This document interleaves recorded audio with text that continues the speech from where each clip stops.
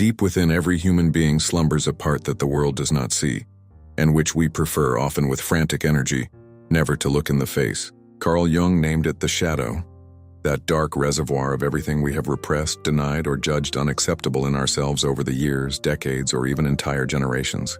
Not absolute evil as we like to imagine it, an external monster, an other, but something far more insidious. The collection of traits, impulses, emotions, and desires that we have learned to banish in order to correspond to a presentable image of ourselves. The shadow is not a psychological anomaly reserved for fragile individuals or tormented souls. It is universal, as present in the most virtuous of men as in the most cruel. It is the inevitable product of civilization itself. For any society to function, it requires its members to sacrifice a part of their raw nature on the altar of the norm, of morality, of the proper. What civilization forbids does not disappear. It descends. It sinks into the deep layers of the psyche, and there, in the darkness, it waits. What makes the shadow particularly dangerous at the beginning of the 21st century is precisely that we live in an era that pretends to have abolished the darkness. An era of displayed transparency, of triumphant personal development, of mandatory benevolence where everyone is summoned to be the best version of themselves, to vibrate high, to be at peace. This injunction toward the positive does not kill the shadow. It fattens it. And a shadow that grows in silence eventually explodes at the surface in forms that no one recognizes for what they truly are. This text is a plunge into this territory, a dark philosophy, not out of a taste for nihilism, but out of a necessity for lucidity. For what one refuses to name does not disappear. It governs fear, the monster we carry in silence. Fear is undoubtedly the most fundamentally human emotion, and the most savagely repressed. It is the first inhabitant of the shadow, the one that settles in from childhood, chased away by the words of a father, a mother, a school, or an entire culture that values courage as a cardinal virtue and fear as a weakness to be ashamed of. In a society that worships confidence, resilience, and emotional performance, admitting one's fear has become almost subversive. So it disguises itself. It dons the clothes of anger, of arrogance, of control. The man who humiliates his subordinates in a meeting is afraid of being unmasked. The woman who silently sabotages her friend's relationship is afraid of being abandoned. The head of state who crushes the freedom of the press is afraid that the truth will destroy him. The individual danger is that of paralysis disguised as rationality. The person who buries their fears does not overcome them. They build their life around them. They choose jobs below their capabilities so as not to risk failure. They flee deep relationships so as never to be rejected. They criticize the bold to justify their own stagnation.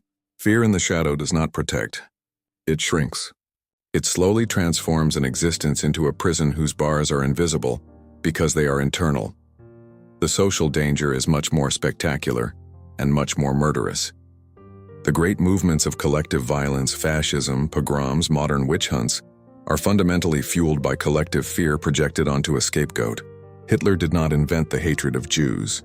He captured the fear of an entire people humiliated by the defeat of 1918 and the poverty of Weimar, and channeled it toward a target.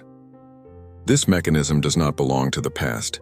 Today, online hate speech, moral panics, and populist movements that thrive on the designation of an enemy function, according to the exact same Jungian pattern. An unrecognized collective fear, seeking a form in the shadow, finding a face to hate. Buried fear does not die. It seeks a culprit. Jealousy, the acid that eats away from the inside. Jealousy is one of the most universally denied emotions because it is one of the most deeply shameful in the Western moral imagination. To admit one's jealousy is to admit that the happiness of another hurts us, which contradicts the image we want to give of a generous, accomplished being above such baseness. So it settles in the shadow. And in the shadow, jealousy does not remain passive. It works. It emerges in the form of subtle depreciation, the systematic yes but in the face of the success of others. It manifests in unconscious sabotage, the friend who forgets to mention your project to someone influential, the colleague who, without ever saying anything openly, sows just enough doubt so that your promotion is delayed. In families, repressed jealousy between siblings can structure entire dynamics over decades.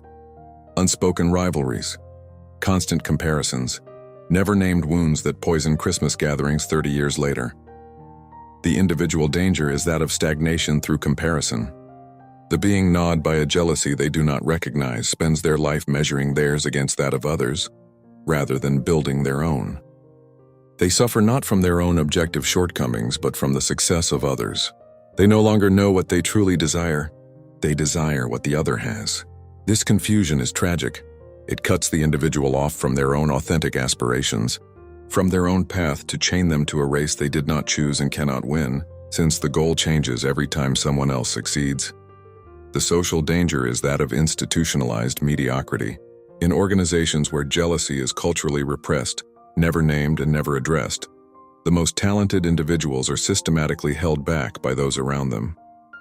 This phenomenon, known as the crab in the bucket, is a collective manifestation of the jealous shadow. It explains in part why so many societies block their innovators, why so many cultures punish individual excellence, and why genius disturbs before being venerated, often after death.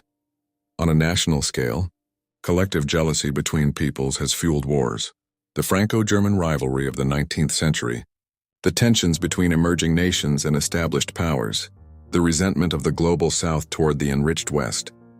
All of this contains a part of historical jealous shadow, never fully digested, which resurfaces in tense negotiations, refusals to cooperate, and unnatural alliances. Jung tells us, unintegrated jealousy does not destroy the one you envy. It destroys you. Shame, the silent architect of the shadow. If fear is the first inhabitant of the shadow and jealousy is its acid, shame is its architect. It is shame that decides from the youngest age what must be banished. It is shame that traces the borders between what is showable and what must remain hidden, between the acceptable self and the real self. Shame precedes guilt. Guilt says, I have done something wrong. Shame says, I am something wrong. This distinction is vital. Guilt can lead to reparation. Shame, however, leads to camouflage. And what is camouflage does not heal. It ferments. The sensitive child who is told through words or attitudes that their sensitivity is a defect does not become less sensitive. They learn to hide their sensitivity, first from themselves, then from others. They build a facade of hardness, sometimes indifference, sometimes cynicism. 30 years later, this is the adult incapable of expressing their emotions, who interprets all vulnerability in others as a weakness to be exploited, who destroys their intimate relationships through a coldness they themselves do not understand. They did not choose to be this way. They only followed the instructions that shame gave them in childhood. The individual danger is twofold. On one side, shame creates fractured identities, individuals who live in permanent dissociation between their public image and their inner reality. The psychological cost of this maintenance is considerable. Chronic anxiety, exhaustion, and the feeling of fraudulence today called imposter syndrome, which is in reality nothing other than the fear of being seen as one truly is. On the other side, repressed shame can explode into self-destructive or violent behavior. Studies on mass killers, abusers, and individuals who commit acts of extreme violence show a constant, a deep, old, untreated shame that has reached a breaking point. The social danger is that of cultures of performance and reputation. Japan offers a painful and fascinating example. In a culture where social shame is a powerful regulator of behavior, the psychological cost is immense.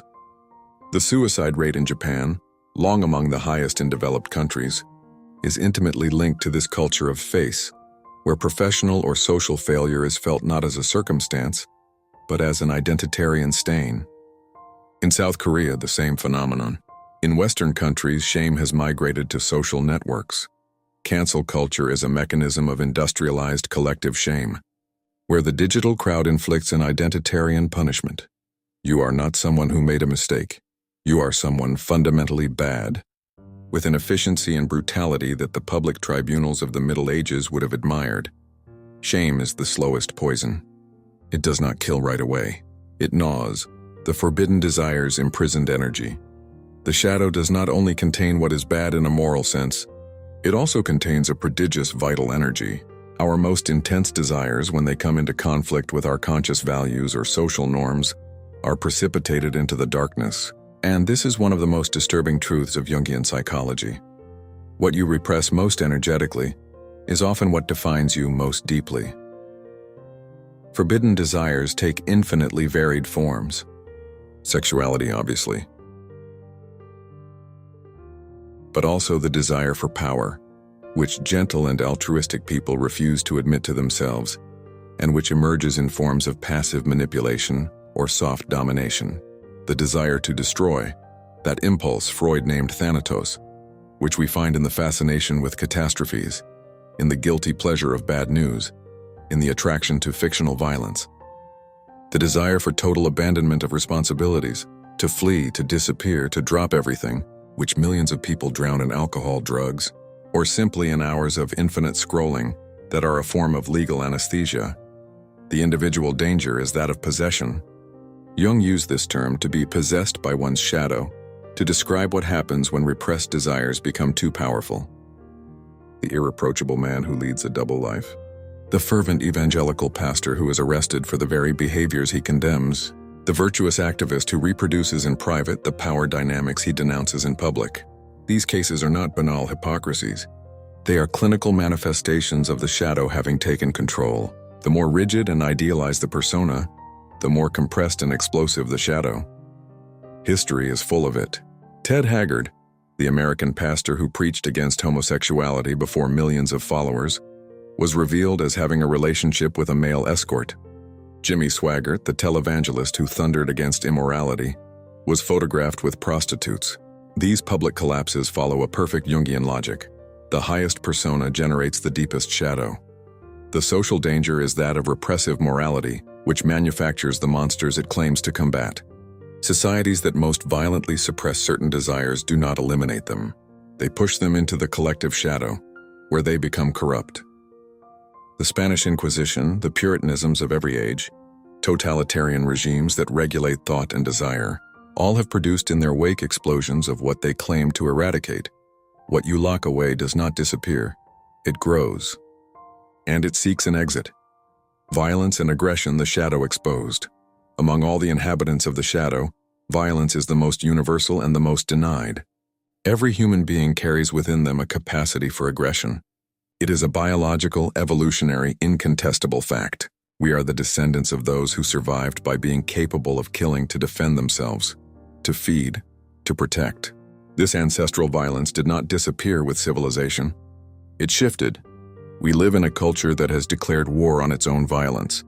Direct physical violence is socially and legally condemned. But violence has not evaporated. It has mutated. It has become economic violence. Verbal violence sublimated into brutal honesty. Institutional violence disguised as procedures. Digital violence camouflaged as opinion. The individual danger is that of the gentleman who does not know he is violent. Because he does not strike, because he does not shout, he believes he is not violent. But his violence expresses itself in calculated indifference, in cold humiliation, in punitive silence, in emotional manipulation.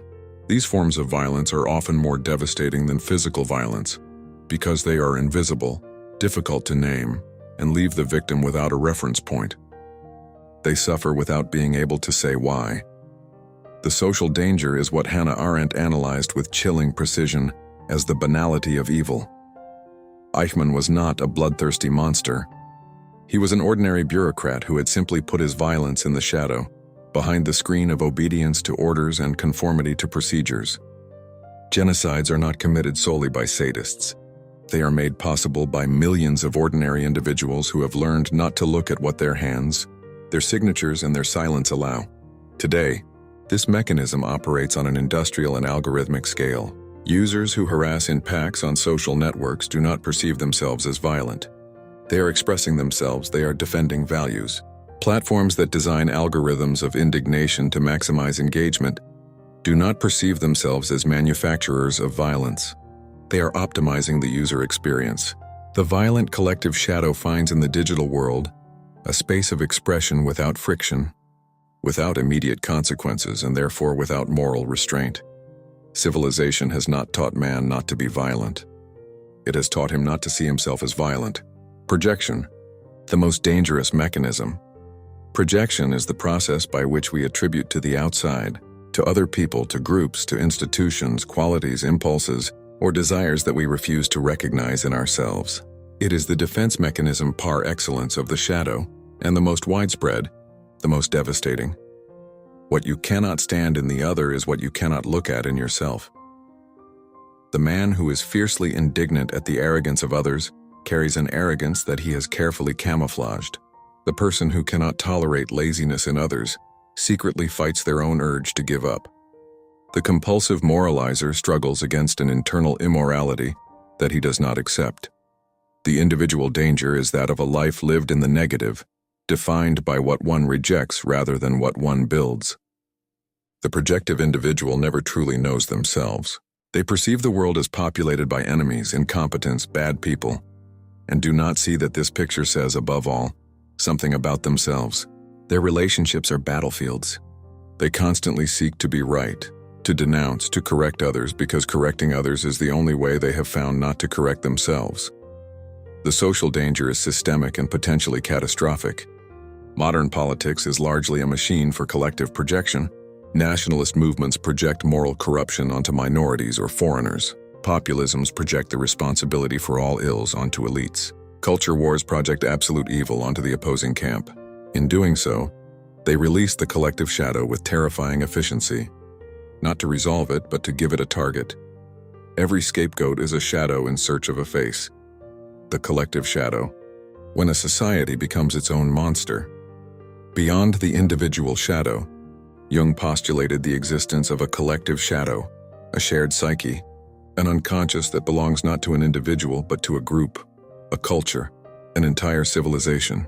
This idea is perhaps the most troubling of all his work, and the most relevant for understanding the contemporary world. Each culture has its own collective repressions. The West has repressed its colonial violence, not into complete oblivion, but into a selective and convenient amnesia that allows it to continue perceiving itself as the civilization of freedom and human rights. This gaping void between the image and historical reality is a wound in the collective shadow that resurfaces regularly in the form of racial tensions, anti-colonial resistance, and deep resentments that superficial reconciliation policies cannot absorb. Contemporary America is a fascinating and alarming Jungian case study. A nation founded on the noblest ideals of liberty and equality, built on slavery and genocide. This unresolved founding contradiction constitutes a national shadow of considerable power. Extreme political polarization, recurring mass violence, the cultural fascination with weapons and death, all bear the mark of this historical shadow that was never integrated. USA, for its part, has its own shadow. Republican universalism as a screen behind which hides a carefully denied systemic racism, a colonial history recycled as a civilizing mission, a national identity built on exclusions that the rhetoric of fraternity cannot mask indefinitely. The suburbs that burn periodically are the shadow speaking, for lack of being heard otherwise. Technology as an amplifier of the collective shadow is undoubtedly the newest and most urgent phenomenon. The internet and social networks in particular have created something unprecedented in human history, a space where the shadow can express itself on a planetary scale, in real time, with quasi-impunity. Recommendation algorithms are not neutral. They are shadow engines. They systematically amplify what provokes the strongest emotional responses: indignation, fear, disgust, anger. These are precisely the emotions of the shadow. The result is what some researchers call the pollution of the infosphere, an informational ecosystem saturated with the darkest contents of the human psyche, normalized by repeated exposure, consumed passively by billions of individuals who do not see that they are ingesting every day the undigested projections of millions of individual shadows. A civilization that does not look at its shadow does not overcome it. It builds it a stage. The shadow and power, corruption is destiny. Nowhere does the shadow manifest with more clarity and violence than in the exercise of power. Jung understood it. Power is the preferred territory of the shadow because it offers both the capacity to project one's impulses onto the real world and protection against the consequences. Power corrupts, not because it fundamentally changes individuals, but because it releases what was contained. It removes the social constraints that held the shadow in place. The ordinary man who fears the gaze of others who moderates his impulses because he suffers the social consequences, placed in a position where that gaze no longer counts, where consequences apply to others and not to him. Sees what was buried rise to the surface.